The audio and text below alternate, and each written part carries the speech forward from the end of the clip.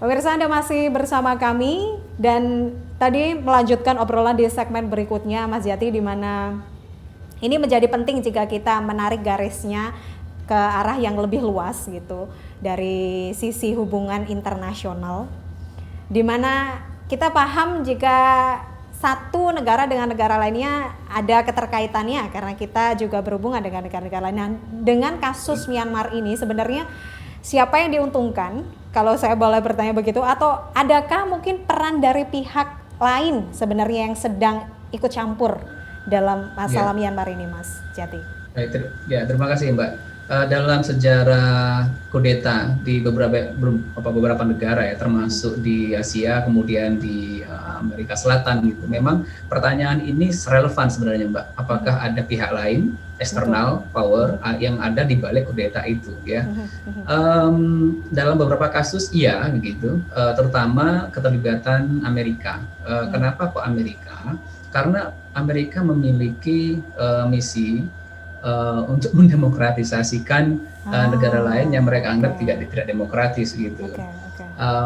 Tentunya ini di negara di mana Amerika memiliki kepentingan di dalamnya. Seperti kalau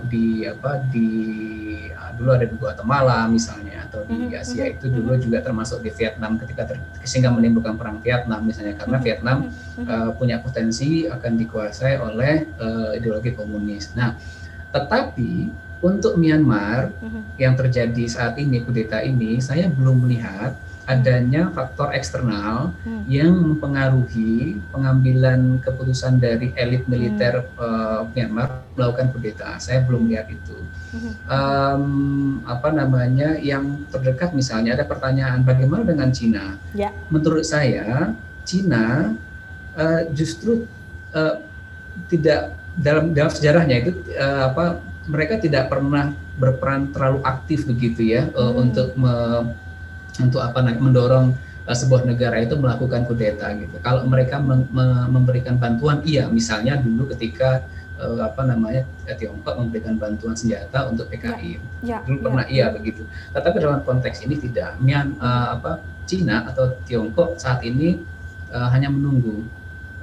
Sebenarnya apakah mereka lebih prefer ketika pemerintahan Myanmar itu demokratis atau militer? Menurut saya memang mereka akan lebih prefer pemerintahan Myanmar dikendalikan oleh junta militer, karena kalau dikendalikan oleh junta militer ya akan mudah dikendalikan juga oleh Cina, karena tidak ada pihak yang menjadi penyeimbang dalam konteks pengambilan kebijakan. Tapi kalau dalam konteks demokrasi kan berbeda. Ketika misalnya Cina mau menyampaikan, misalnya mereka memiliki interest untuk membuka proyek di Rakhine misalnya, itu maka akan diproses di parlemen dan juga dengan pemerintahan.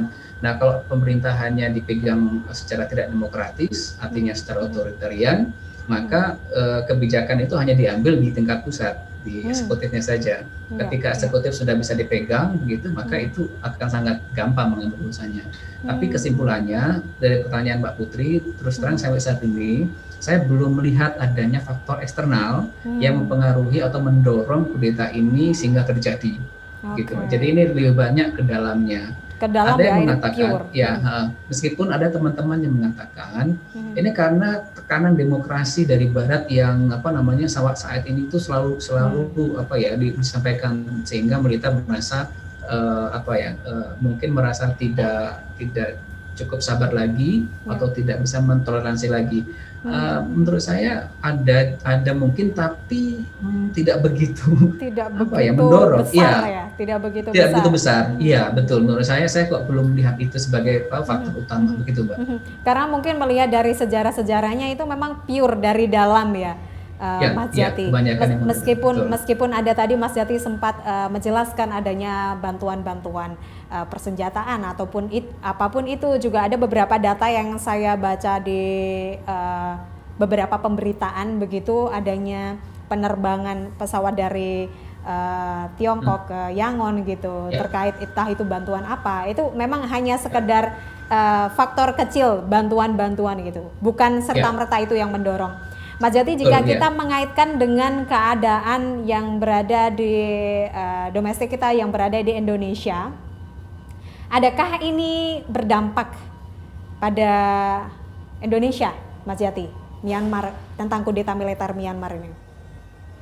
Kalau secara langsung memang tidak ada, Mbak. Jadi sebenarnya dari konteks kita di region Asia Tenggara itu sebenarnya kita tuh sudah sangat biasa melihat kudeta, terutama yang terjadi di Thailand kan. Jadi ini sebenarnya pemerintah kita sudah menjalankan autopilot gitu. Jadi ketika kudeta di negara lain gitu. Pemerintah kita tidak akan ketika kita kaitkan dengan konteks di yang menjunjung tinggi non intervensi.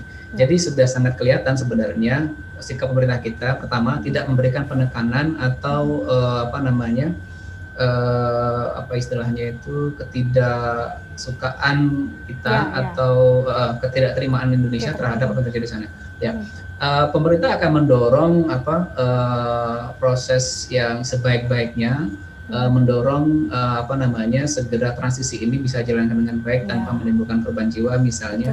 Dan pemerintah Myanmar pun didorong untuk misalnya begini, bertindak secara positif dalam menstabilkan politik dalam negerinya. Intinya adalah Indonesia dan negara-negara ASEAN yang lain tidak dalam posisi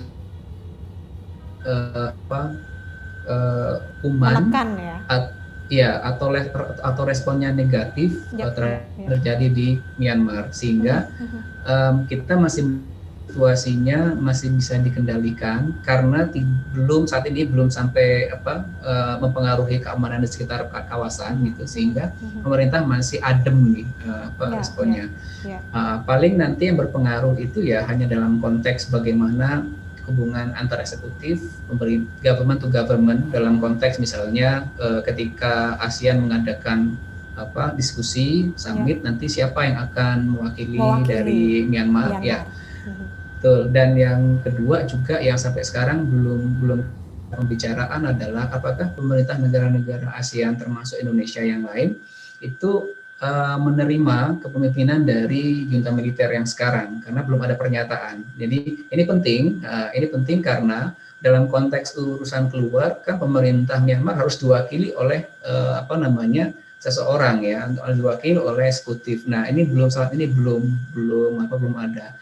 Yang kalau menurut saya posisi Indonesia tentunya belum akan menerima ini karena ini masih dianggap inkonstitusional.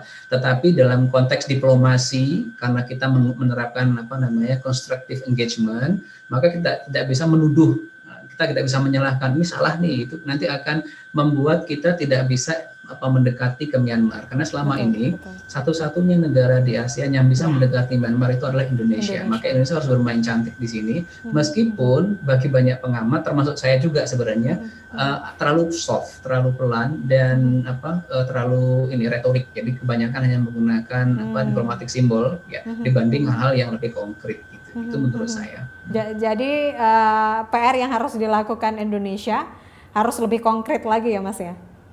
Ya, dalam konteks misalnya kita harus lebih berani mengambil sikap gitu ya. Misalnya untuk betul-betul memastikan bahwa pertama paling tidak tahanan politik yang sekarang masih ditahan. Nah, kita juga tidak tahu apakah tahanan politik ini ya termasuk Aung San Suu Kyi dan yang lain-lain itu ditahan di penjara atau di rumah. Kita tidak Nah, jadi memastikan kalau mereka ini segera dibebaskan untuk memulihkan pemerintahan yang normal. Ini paling tidak Indonesia bisa melakukan pendekatan yang lebih untuk hal yang ini. Kemudian yang kedua, memastikan bahwa ketika terjadi penolakan terhadap aksi terhadap kudeta ini, aksi-aksi di lapangan itu tidak ditangani secara brutal atau tidak ditangani secara kekerasan. Ya. Karena itu bagian dari transisi yang harusnya juga dihargai oleh pemerintah transisi sekarang. Jadi paling tidak